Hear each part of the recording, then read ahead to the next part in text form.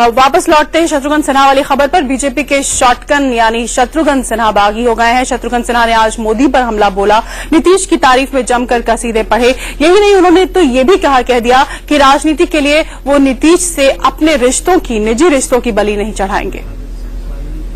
वहीं बीजेपी नेता सुशील मोदी और गिरिराज सिंह ने शत्रुघ्न सिन्हा के बयान पर कड़ी प्रतिक्रिया जाहिर की। जिनको लगता है कि नीतीश कुमार पीएम मटेरियल हैं, वो नीतीश कुमार को जाके माला पहना दें। जो भी बयान दिया है, क्यों दिया है, क्या दिया, मैंने देखा नहीं है, लेकिन जो भी बयान दिया उस पर जो भी कॉन्ग्रिजेंस लेना है, संज्ञान लेना है, वो केंद्रीय पार्टी ले सकती है। बिहार बीजेपी उसके लिए सक्षम नहीं है।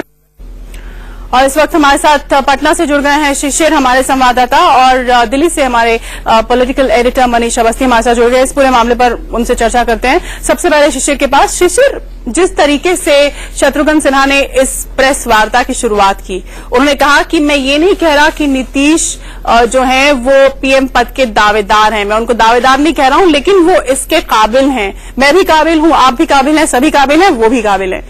पहली शुरुआत उन्होंने थोड़ी मॉडरेट तरीके से की, शायद उन्हें भनक लग गई थी कि उनके खिलाफ कार्रवाई की बात हो रही है, और उसके बाद धीरे धीरे फिर वो आक्रामक होते चले गए। उन्होंने कहा कि मेरे उनसे निजी संबंध है, मैं कैसे छोड़ दूं, इतने साल की अगर पार्टी अलग होगी, कल हम साथ थे, आज हम अलग हैं, तो मैं कैसे उनका साथ छोड़ दूं। तो क्या किसी पसोपेश में है शत्रुघ्न सिन्हा इस पर, इस वक्त मानसिक तौर पर क्या है उनकी मनस्थिति? देखिए शीतल, जो हमारी बात हुई उनसे, तो उन्होंने जरूर शुरू किया बहुत मॉडरेट तरीके से, और बात को उन्होंने शुरू की, लेकिन जैसे जैसे बात आगे बढ़ती गई तो वो खुलते चले गए। उन्होंने साफ तौर पे कहा कि वो अपने निजी संबंधों की बलि नहीं चढ़ा सकते हैं। जब उनसे ये पूछा मैंने कि क्या आप जेडीयू ज्वाइन करेंगे, तब उन्होंने कहा कि मैं बीजेपी में ही आया हूं, बीजेपी ही आखिरी पार्टी होगी मेरी।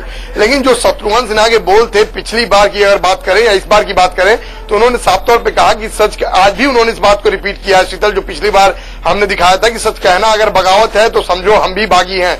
मतलब साफ है कि उनके लिए आज भी श्रद्धेय अटल बिहारी वाजपेयी हैं, आज भी उनके बड़े नेता के तौर पे friend, philosopher, guide Lalkrishna Advani हैं, और वो आज भी नीतीश कुमार को लायक, और नीतीश कुमार को ये मानते हैं कि नीतीश कुमार ने बिहार को देश दुनिया में पहुंचाया और एक अच्छी छवि बनाई। उन्होंने लालू तक के नाम का जिक्र किया कि जब पूरी बीजेपी उनसे नफरत करती थी, उनके यहाँ नहीं जाती थी, तो भी वो उनकी बेटी की शादी में जाके शिरकत किए थे।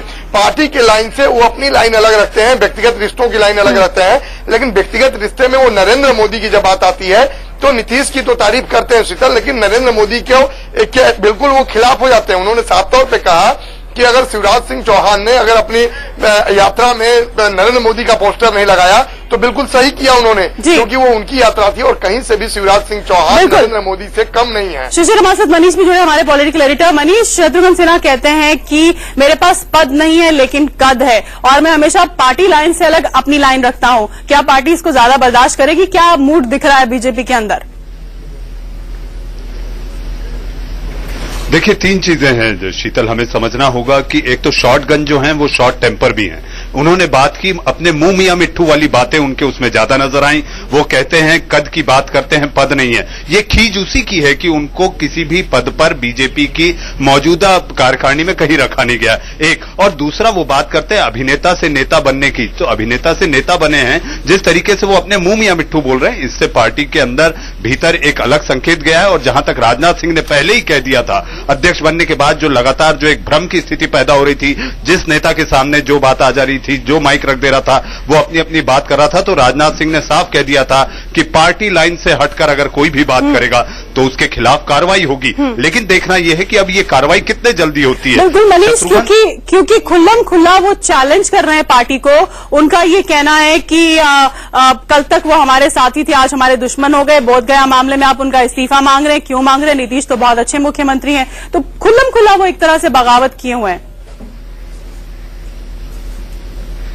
देखिए, बगावत, बागी तेवर, ये सारी बातें वो पिछले काफी लंबे समय से करते आए हैं। शिशिर ने जब आज उनसे जो साक्षात्कार किया है उसमें जो उनके तेवर है वो साफ दिखाते हैं कि वो बीजेपी में अगर उनके ऊपर कोई कार्रवाई होती है तो वो उसको बर्दाश्त करने के लिए तैयार है, और उनके लिए एक स्पेस बनता दिखाई दे रहा है जो कि नीतीश कुमार का है। तो ये सारी बातों के तहत अगर देखा जाए तो राजनीति में असीम संभावनाएं होती है, और वो शायद अपनी संभावनाएं नीतीश कुमार के नजदीक जाकर टटोल रहे हैं, और शायद कहीं ना कहीं तलाश भी चुके हैं और तैयार भी हैं, इसीलिए खुल्लम खुला इस तरह की बयानबाजी हो रही है। धन्यवाद मनीष हमसे ये बातचीत करने के लिए।